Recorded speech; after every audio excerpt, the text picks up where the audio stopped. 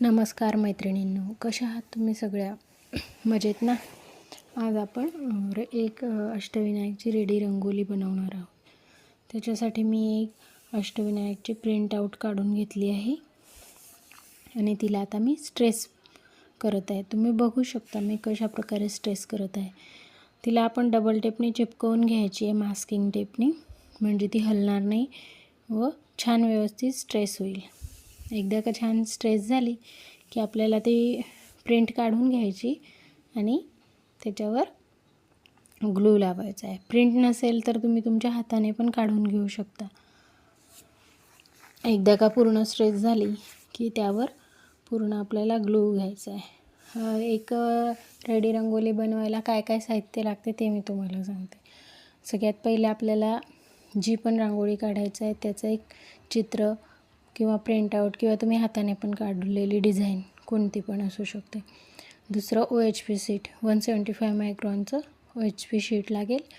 तिसरं म्हणजे ग्लू लागेल. चौथं म्हणजे ब्रश लागतील आणि रांगोळी लागेल. बस एवढंच साहित्य आपल्याला लागतं.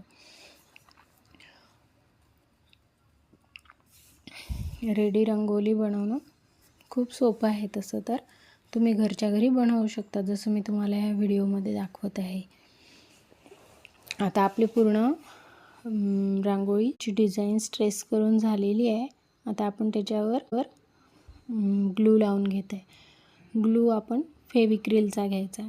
फेविक्रिल फॅब्रिक ग्लू मिळतो तो घ्यायचा. त्याच्यामध्ये 50% पाणी टाकायचं आणि 50% ग्लू घ्यायचा. म्हणजे 1 चमचा जर का आपण फेविक्रिल ग्लू घेतला तर 1 चमचा पाणी घ्यायचं आणि ते छान पसरवून घ्यायचं.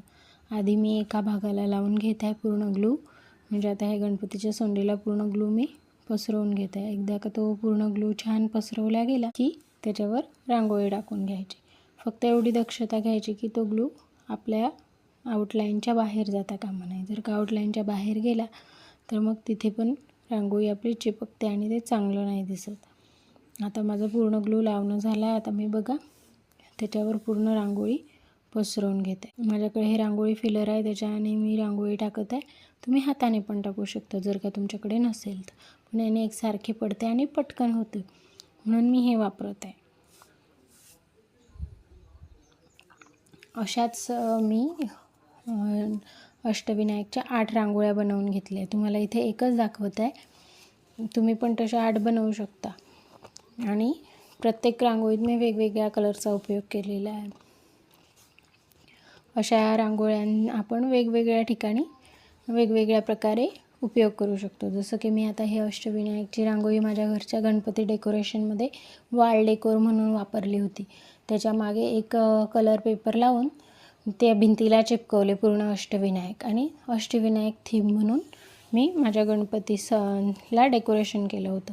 त्याचप्रकारे आपण त्या वेगवेगळ्या सणांना वापरू शकतो खाली डेकोरेशन म्हणून. त्याच्या आजूबाजूला फुलांची सजावट करून ते पण मी तुम्हाला ह्या व्हिडिओमध्ये दाखवलं आहे की कशा प्रकारे आपण फुलांची सजावट करून त्यात ही रेडी रंगोली ठेवू शकतो.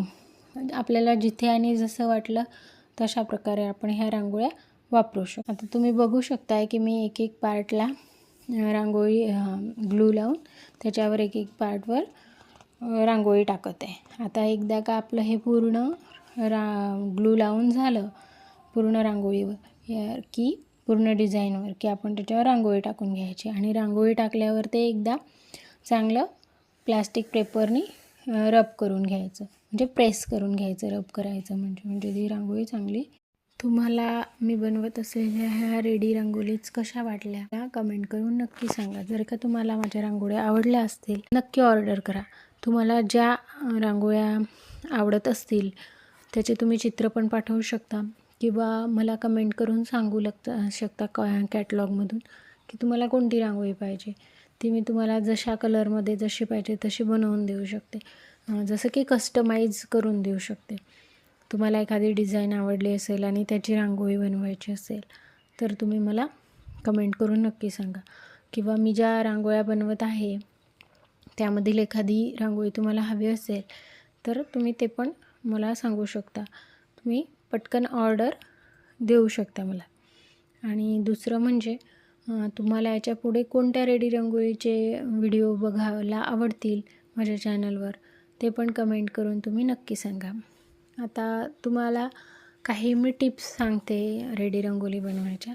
रेडी रांगोळी बनवताना आपल्याला खूप जाडही रांगोळी घ्यायची नाही आहे, तर खूप बारीक पण नाही घ्यायची. खूप जाड घेतली तर ती चिपकायला थोडा वेळ लागतो, स्टिक नाही होत ते पटकन. आणि खूप बारीक घेतली तर ते पटकन स्टिक होते, पण काही वेळाने ती पडते त्या OHP शीटवरून. काही कालांतराने तिचे काही भाग असे त्याच्यावरून निघून पडतात खाली, मग ती चांगली नाही दिसत, मग ती वेस्ट होते. म्हणून खूप बारीक पण वापरू नका किंवा खूप जाड पण वापरू नका. आणि रेडी रंगोली बनवताना थोडे आपल्याला पेशन्स लागतात, कारण की पहिल्यांदा डिझाईन काढून घ्या, मग त्याच्यावर ग्लू पसरवून रांगोळी टाकून घ्या, मग त्याला अजून परत ती रांगोळी झटकून परत सेकंड लेअर करावा लागतो. म्हणजे एकदा ही आपण ग्लू लावून रांगोळी त्याच्यावर पसरवली की ती प्रेस करून घ्यायची आणि अर्ध्या ते 1 तासाने किंवा 2 तासाने झटकून घ्यायची.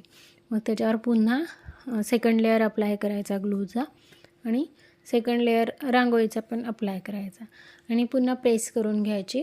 आणि 2 ते 3 तासांनी किंवा तुम्ही रात्रभर पण ठेवू शकता. त्याच्यानंतर ती झटकून घ्यायची. झटकल्यामुळे जी एक्स्ट्राची रांगोळी आहे ती निघून पडेल.